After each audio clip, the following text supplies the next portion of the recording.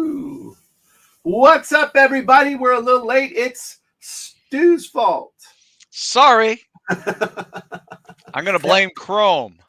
that pesky Google. technology getting in the way. Hey, I read an interesting thing this morning that has nothing to do with what we're talking about today, but I thought it was interesting. So before the pandemic,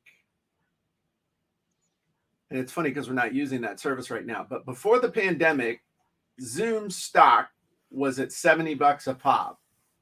At the height of the pandemic, it had gone up to 300 and something, maybe more. It was like, 500%. Now it's back down to like $100. All right. So the funny thing is that Zoom actually has more users than they did before. They're a profitable little company. They're moving into call center activity. They reached that point where if I say, hey, go Xerox that for me or make me a Xerox of that, you know what that means, right? Oh, And yeah. Xerox was pissed because everybody was calling it Xerox and that was the name of their machine. But it's like, hey, let's do a Zoom means let's do a video conference. Now, whether you're using Zoom or not, we're going to jump on Zoom. That is worth a lot of money. Oh, yeah. And so I just think it's interesting the capriciousness of people and things and value. I don't think Zoom's going anywhere. I mean, they've got Oh, this no. thing locked. Everybody's just they did what GoToWebinar would not, which was actually listen to people, make it work, make it easy, add stuff.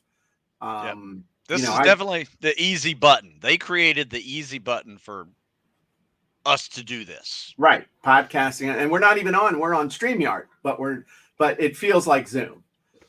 So it's just interesting that I thought that was really really interesting. It's not like their revenue tanked. Their revenue's nice and steady, and yet the value went down, and it's all based on growth. It's like Netflix went down because they couldn't make babies fast enough with credit cards to keep the growth of subscribers going. So they can't, add another gajillion because there's only 8 billion people. They didn't really lose a whole bunch, but yet they lose 25% on their stock. So it just shows how that growth oriented mindset that people have about stuff and how important that is for people feeling value and other good stuff. So I just thought that was interesting. That's a good point. But at some point, you have to also say, you know what? I'm happy where I am. There's a part of life and stress mitigation that, just being content with your life. That is half of success. I think it's interesting that you would say that because I was having a little bit of a quandary this morning. I was listening to a podcast on my way to my physical therapy appointment, which went very well. Thank you for asking. Nice. And my shoulder's doing much better. But the guy was talking about if you're not growing, you're dying. If you're not constantly setting giant goals and reaching them with marshaling your team and working with new people and doing all the stuff, then you're dying, you're failing. And I'm thinking to myself, okay, well, I'm going to be 55 this year. All right. I've worked with a lot of famous people. I've done some pretty cool things.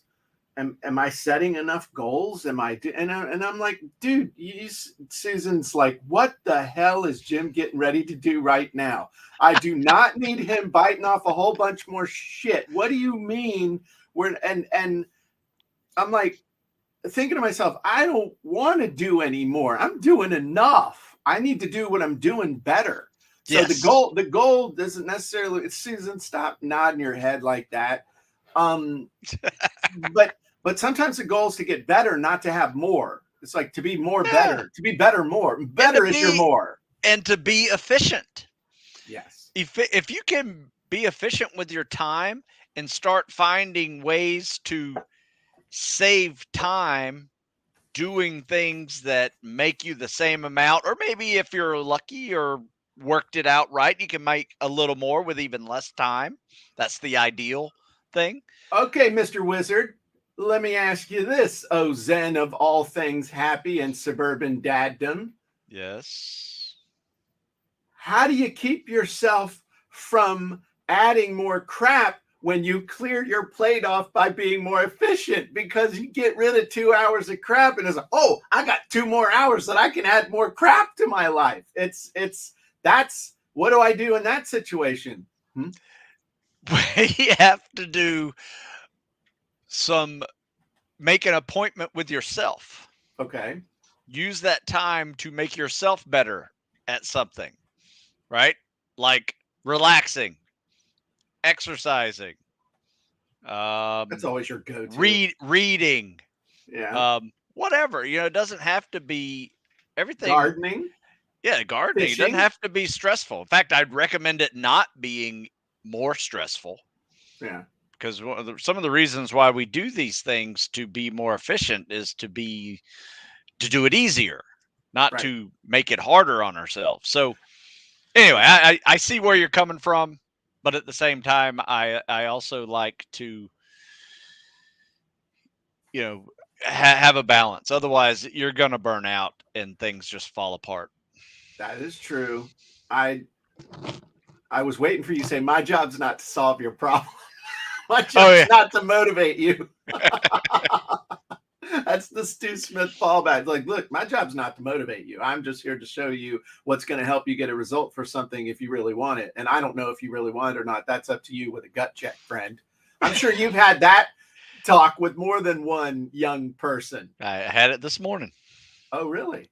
Yeah. How'd it go? Do tell. I'd love to hear the story. Just a new kid, that And thinks he's ready and ready to go. And then I introduced him to some things, and I was like, "You see that guy over there?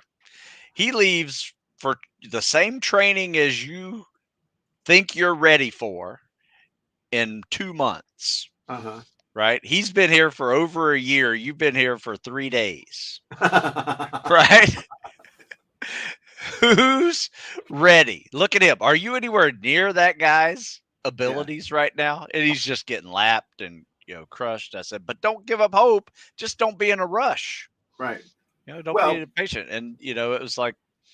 But is his evaluation criteria being ready looking at minimum scores or maximum scores? Oh, he was going with the minimums. Right. Yeah. So it was a whole attitude adjustment from, you can't settle with this and, go anyway. It was one of those conversations, but he received it. We'll see if he shows up tomorrow. Depends on his patience. Yeah. Well, it's a long week. Everybody what did it say? Everybody wants to be a frogman on Sunday night. Yeah. On a sunny day. On a sunny day. Okay. Yeah. And I guess Sunday night, I guess that makes sense. Well, but that's Monday morning comes around and it just crushes you. Yes. Well, everybody wants to be a successful online business person. Everybody wants to be all the things that they see as the end result that people are selling. Everybody wants to be that, but it's that painful in-between period of going from where you are to where you want to be, where you have to live that hero's journey. Now, hopefully you can minimize the downside, the depth of the fall, but there's always a price to be paid. And here's the other thing. You will never arrive. You will only stay on the journey until one day God calls you and is like, okay, that's, good job. Or, hey, you could have done a little better. But that's something that I've learned over the years. You learn it with fitness. You learn it with every area of your life. You're like, okay, I've made it. Now, as soon as you think you made it, you start putting the weight back on. You start just everything goes to crap. So it's really about being comfortable with the journey rather than thinking there's going to be an arrival someday and you're successful. You know what? That gives me a great idea to how to segue all this past 9.5 minutes into the Jim and Stu show. I've been trying to give you as many different off ramps as I could, so I'm glad we got really good. This works. No, it's about finding your purpose. A lot of people think they have to find their purpose. Right. Where if you really think about it, you really have to create your purpose. Mm-hmm.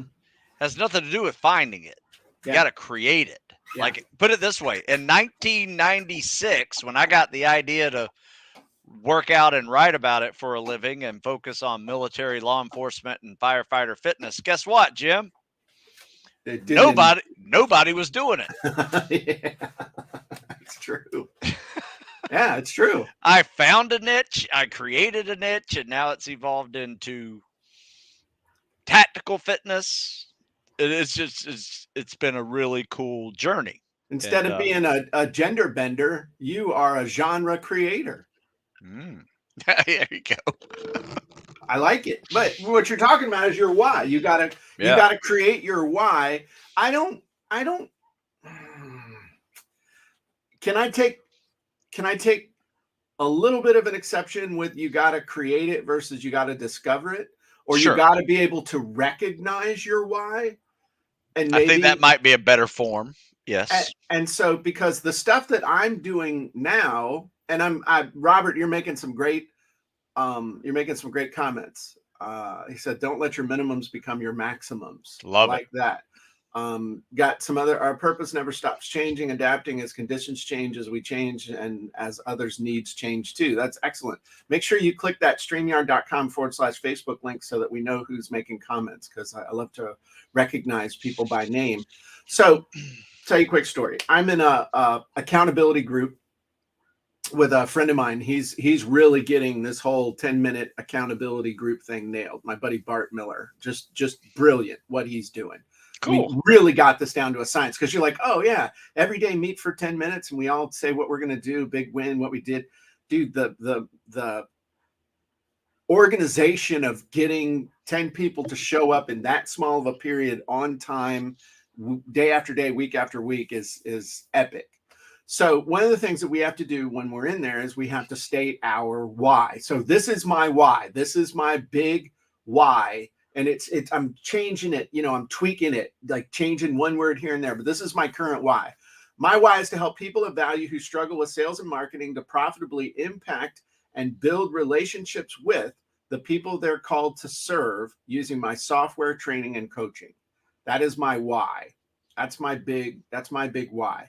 So if you think about all the stuff that I'm doing, it kind of falls under that. And it's to help people who used to say, I'm here to help people who don't know how to sell, but have a message to share, learn how to sell. Because I'm reaching back in time and helping the kid that I was, who landed in sales and had no clue what was going on, and quit or got fired from 7 different sales jobs in 18 months out of school.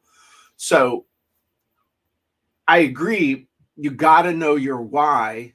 You got to know your purpose. And that's really what your purpose is. Your purpose is your why, because the purpose is what's going to get you up in the morning. It's the thing that's going to give you the juice. It's going to let you know if you're heading in the right direction. It's going to make you different from the people who are just doing it for the money. Well, there's nothing wrong with doing it for the money, but money is not money is a result. Money is not a goal.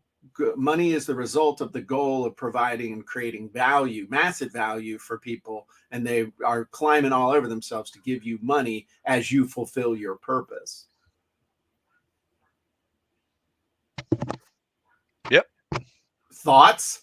I would agree. Or is that a mic drop and we're just going on to the podcast? No, that's good. Robert also says Simon Sinek's Start With Why book is also wrote Find Your Why. We're just reminding him to get that. But hey, I like his quotes. He has some really good life business quotes. Have you ever read? Sure. I've read that book, Start With Why. But I did not know that. Find Your Why. Yeah, I'm going to go buy that book right now. Yeah, I'm literally going to grab it because I love Simon Sinek. Really a good dude. He's got some cool TED Talks as well. So good dude. So what else you want to talk about on the what's your purpose, Stu? Tell me your purpose in a sentence or two. I would say I help struggling candidates who are wanting to serve their community or country get to and through intense tactical selection programs. Using my books and online coaching, they can qualify for service to community and country.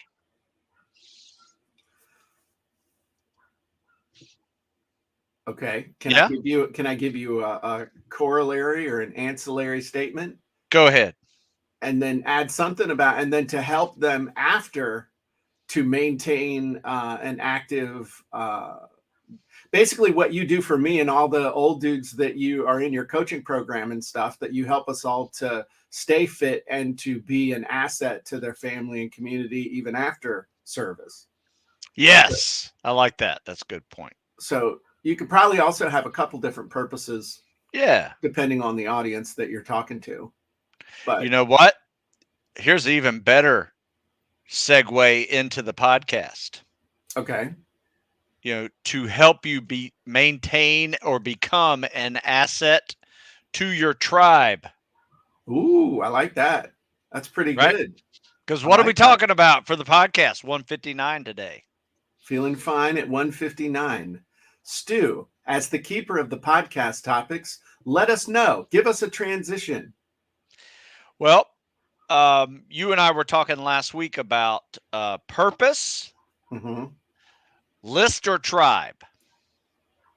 Right? I wrote 3 words down from last week's meeting. It was purpose, and you have a list, or do you have a tribe? Right. I like it. Okay. So it's about building a list or leading a tribe.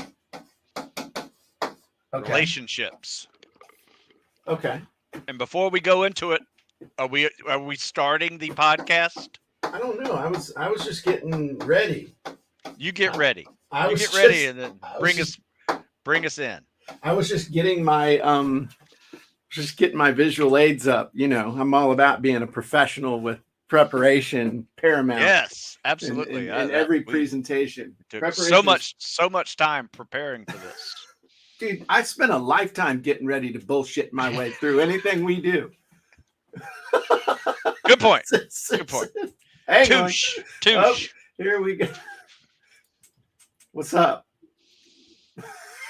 There she is. Just slapping her forehead. She's helping us plan. Man, your daddy called you out. Oh, he did. A while ago. Yeah. He did. A long time ago. He figured me out, right? All right, here we go. All right. Don't put my family business out there. I got to have some kind of, what do they call them? Borders or boundaries. Boundaries. Yeah. Boundaries. Okay. So I got my visual aids ready. So that's a good thing. Is everybody ready for the transition, the magical transition from Jim and Stu Show to the podcast? Whether you're ready or not, we're going to do it right now. 3, 2, 1. Hey, everybody. Jim Edwards here. Welcome back to the Sales Copywriting and Content Marketing Hacks podcast. I'm your host, along with my trusty co-host, Mr. Stu Smith. Welcome, Stu. Hello, Jim, and everybody. And all the ships at sea. So today is episode 159. We're feeling fine at 159. I want you to think about this. If we were doing a daily podcast, we would be at almost the halfway mark of an entire year. That is what consistency can get you. You can embarrass yourself in front of people you'll never meet consistently using technology all over the world. It's an amazing opportunity for humiliation. So I am just excited to be here with you today because you always give us an air of adult, as opposed to if I was just doing it, it would be really immature and naughty. So today we're talking about purpose. Talking about purpose. What's your purpose, Stu? Well, it's a little bit of a purpose combination of what people need in this business world, and is to have a list. But is it really a list? Is it a list, or can you actually describe your list as a tribe? Right? Is it a tribe you lead, or just a list that you spam every week? Wow. All right. Well, let's just cut right to it. There you go. Is it a list? Is it a tribe? What is it? So I think, and you said on the Jim and Stu show, which if you missed that on Facebook Live, you're wrong. You're missing out on lively discussion. But we talked about purpose and purpose. What is your purpose in business? What is your purpose in life? What is your purpose And really, purpose is directly linked to the value that you create for other people.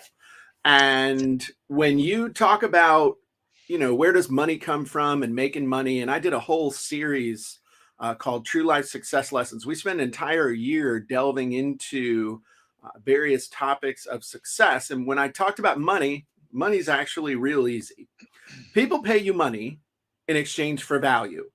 So if you're making minimum wage, that's because that's the amount of value that you're putting out into the world. You're doing something that someone considers so valuable that they'll pay you an amount of money that's dictated by the government. All right. That means the value you're putting into the world. Doesn't say it's not necessary, but other people can do it, as opposed to somebody who gets paid $5,000 an hour, or a surgeon who might get paid, I don't know, $20 or $30 or $40,000 for performing a certain operation.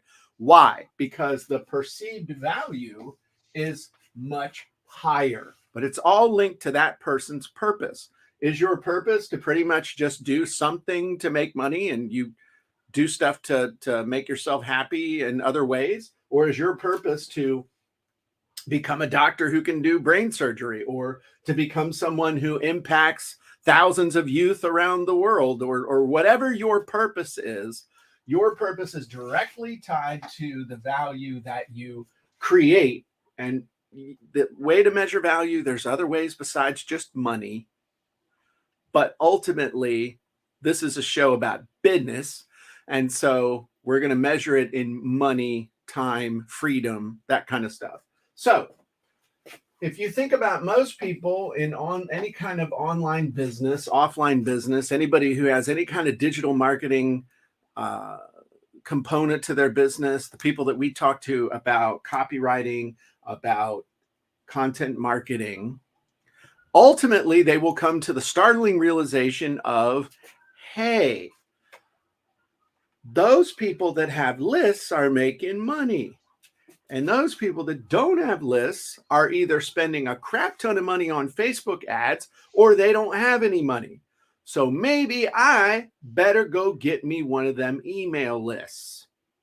Okay. So then they say, well, let me go find out who's teaching about list building. So they go find some chucklehead that was able to put out some sort of a lead magnet. And they say, okay, who can I make the most money from? And I'm going to put me out one of them lead magnets so I can get these people on my list so I can spam the crap out of them every week, just like Stu Smith told me. So they do this, and maybe they come up with a really cool lead magnet. Maybe they come up with something that gets a whole bunch of people to sign up for their list. And then maybe they make a cool offer, like a one-time offer, an order bump or something like that, and actually make a little bit of money.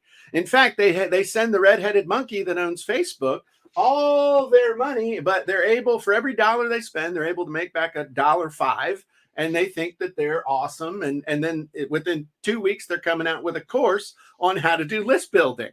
All right, that's how it goes. The problem is that just having a list doesn't work. And let me ask you this: if you were to look in your email inbox, how many people that you signed up for a lead magnet from send you email that you don't read? How many of you have actually hit the spam button on email because you don't even remember where this email came from or who this person was, and turns out you really were on their list? How many of you take full advantage of Gmail's little feature that automatically, without you even asking it to, filters a lot of your email into a promotions folder that are all filled with people's lead magnets that you either paid for or got for free? So if just building a list by putting out a lead magnet or doing a free webinar or any of the other things that you can do relatively quickly to build up a list super, super fast, if that was the solution, That's the old thing. If wishes were ponies, we all would ride a unicorn. Okay, farting rainbows and cinnamon apple crunch. It's not what makes you money. Just having, you can have a list by tomorrow. You tell somebody, hey, give me your email address and I'll give you the home phone numbers of the top 20 gurus in your niche, and you can call them and ask them for free advice. Everybody would sign up. Okay. What makes you money is having a relationship with the people on your list. I got people that have been on my list for 20 years. Why? Because I have a relationship with them. Why? Because I continually provide them with value based around their purpose, which happens to coincide with my purpose. Oh, think about this. So what you're saying, Jim, is that my purpose and their purpose have to intersect. Yes, that's what I'm saying. That's where the value can take place. That's where the relationship can take place.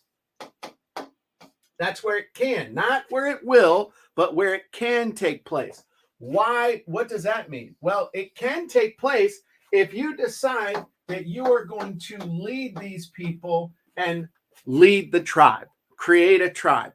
Because if it's just a list that you're spamming, your purpose and their purpose may coincide. And that's where you'll see these people that they have a business that lurches along and they do okay and they live from promotion to promotion to promotion because their purpose and the other person's purpose do coincide. But it's still ultimately just about, it's all transactional. It's all just about money. But yet, if you have a relationship with the people, if you're providing value, if you're truly leading the tribe, that's when people join your membership site. That's when people pay you money consistently. That's when they'll email you and ask you things like, hey, I see that so-and-so's doing a promotion or so-and-so's doing a launch. Do you have a link so I can buy through you? Hey, Jim, do you have any products on this? Do you have any training on that? Hey, Jim, I saw this and I thought of you. Hey, Jim, I saw this little unicorn. I saw this little unicorn doll. I loved it. I sent it to you. Hey, Jim, what's your address so I can send you this Santa for Christmas? That's when you are the leader of a tribe, when you actually have a relationship with people and you're putting their well-being above short-term monetary stuff. Because once you're actually leading the tribe, that's when your business is going to really take off. And that's when you can truly live your purpose. Now, the question you're going to ask is, Jim, how do I create a tribe? One, get real close, get real clear on your purpose. Two, find the people who share a common purpose that you're going to do and help value with. And three, decide to lead. Come and follow me. That's start leading. And if you've got a clear purpose that's creating value for a specific group of people, people will start to follow. So those are my thoughts on purpose, list, and tribe. And then I added in here relationship.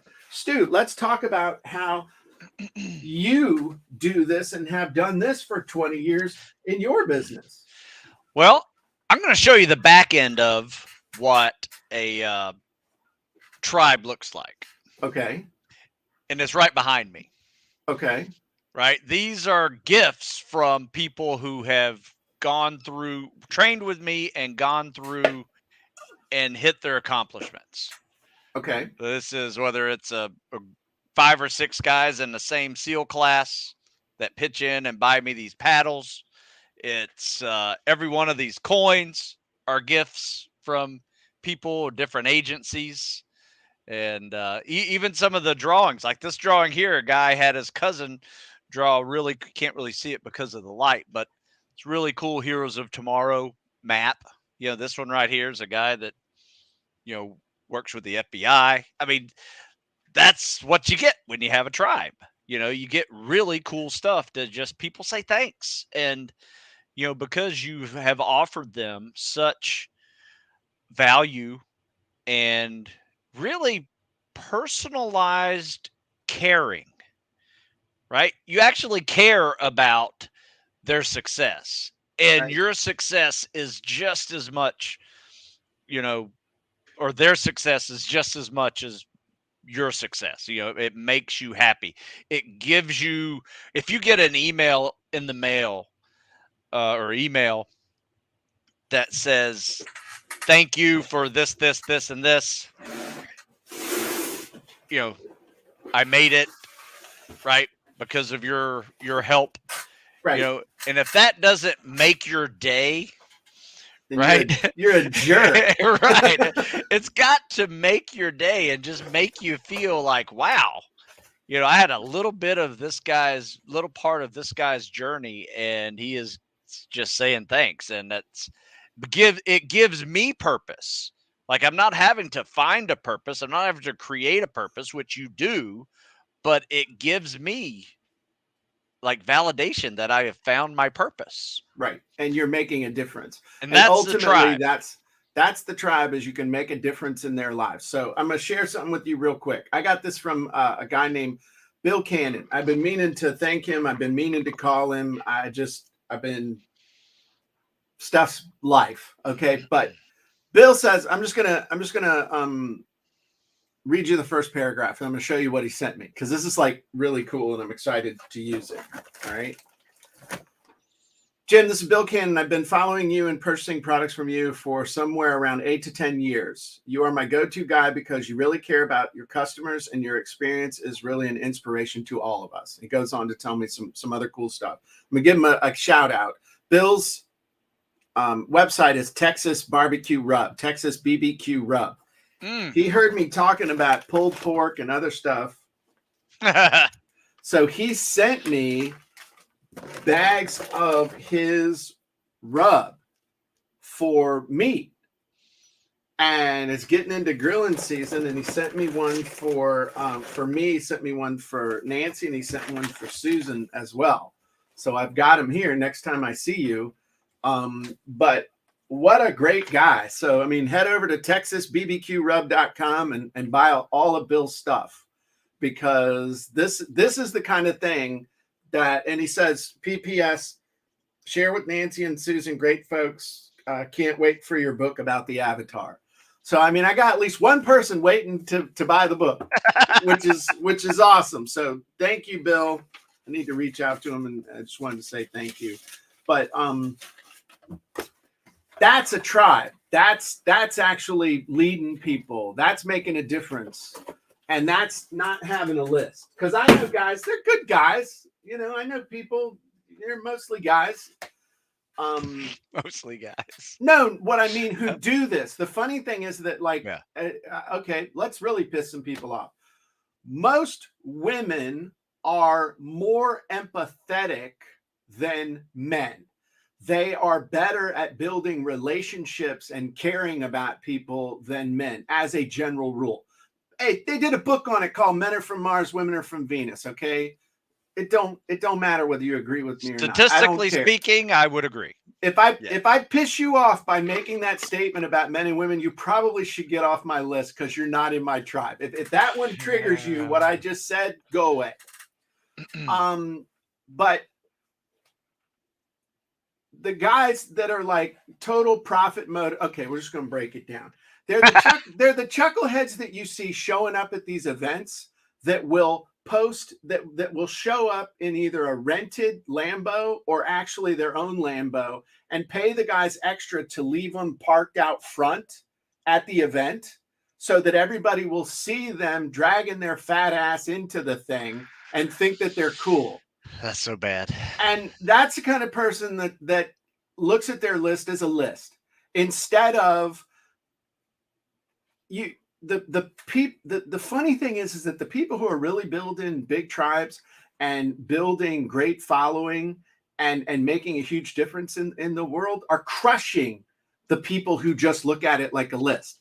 The people who say, oh, you think making $1 million a month is cool? That dude over there, the unassuming nice guy who's talking to people, is making $2 million a day. And you think you're cool. No, he cares and is creating massive value for his folks. So it is the difference between being massively successful in all areas, satisfaction, financial, everything. It's the difference between just kind of like, hey, you're worried about, man, we got to get more people on the list because we got this giant churn, as opposed to the guy who's building a tribe that people are like, man, I love you, I trust you, I would do anything for you. They show up to your events. They'll come from all around the world, all the time, consistently. You look at somebody like Dan Kennedy. He built a rabid tribe. He's had people that have been paying him for 40 years. Love him. He's a superstar, rock star. How many other people have come and gone in that time frame? It's just, that's the difference between success and failure. And if you look at social media, if you look at just in general, the people who are better at building a tribe and building relationships are women, as opposed to men, if you're going to take one group over the other. So it's just my experience. So I would encourage you to look at everybody, but you see these ladies that show up out of nowhere and then build these huge tribes really, really fast of like-minded people that would walk through fire for them. They're good example, lady named Kaylin Pullen. She has Lady Boss, built that from nothing up to, now don't quote me, but like $100 million business from nothing by just serving her tribe, mostly through social media. Got workout gear, got supplements, got information, coaching, all just the whole thing. She and her husband built it themselves. Huge team, massive value. Building a tribe. Crazy. I mean, they all identify with exactly what she's doing, the whole Lady Boss thing. Yeah. And so I'm just, that's the difference. If you're looking for the magic sauce, lead a tribe where your purpose and the purpose of the people you lead intersect, massive value, but don't give it all away either. Yeah. Well, it's like our previous podcast, how we broke that down, right? Like you're not giving it all away. How much do you give away, and how much do you leave? Charge for, right? Yeah. How much do you leave on the table for them to be interested in enough to, make the decision to buy?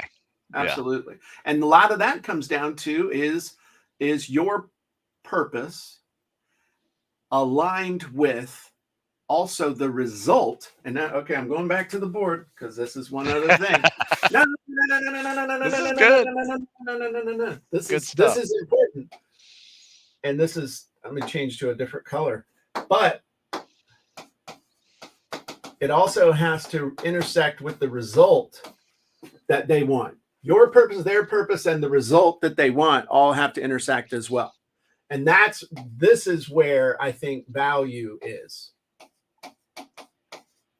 Okay. And I think that the strength of the relationship is here as well. Because if their purpose and the result is really, really, really, really strong, your purpose is really, really strong, you really care about them getting that, and they know that, the relationship becomes stronger and the value you provide becomes stronger as well. I think that this is really our Venn diagram from this. The purpose and the result have to intersect. Yes. What'd you think of that? What'd you think of that? No, I like that. That's the way to wrap that one up, Jim. I like that. That's good.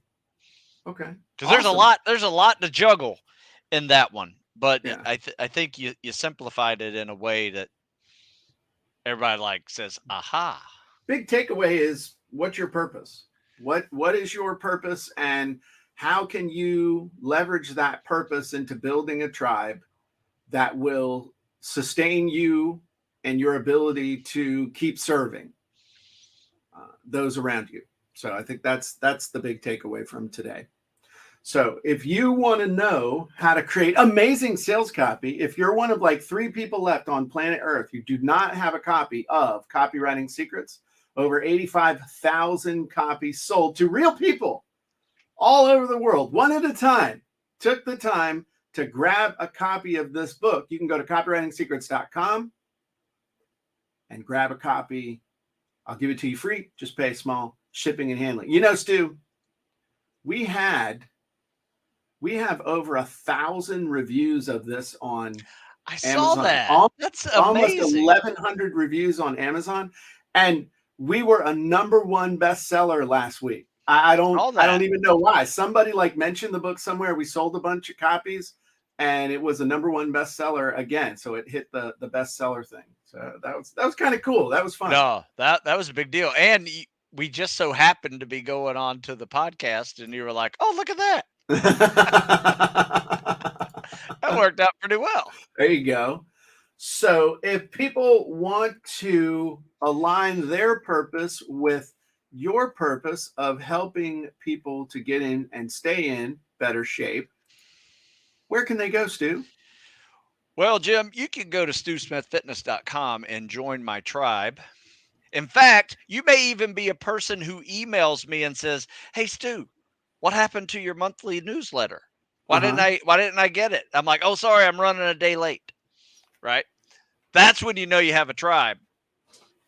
People are saying, "Hey, I didn't get my email." There you go. I hope everything's okay. Yeah, well, that's good, man. Yeah. That's important. Awesome. All right, to head on over to copywritingsecrets.com, head on over to StuSmithFitness.com. We appreciate all of you joining us. Thanks for the comments. Tell your friends, and we'll see you guys soon. Bye-bye, everybody.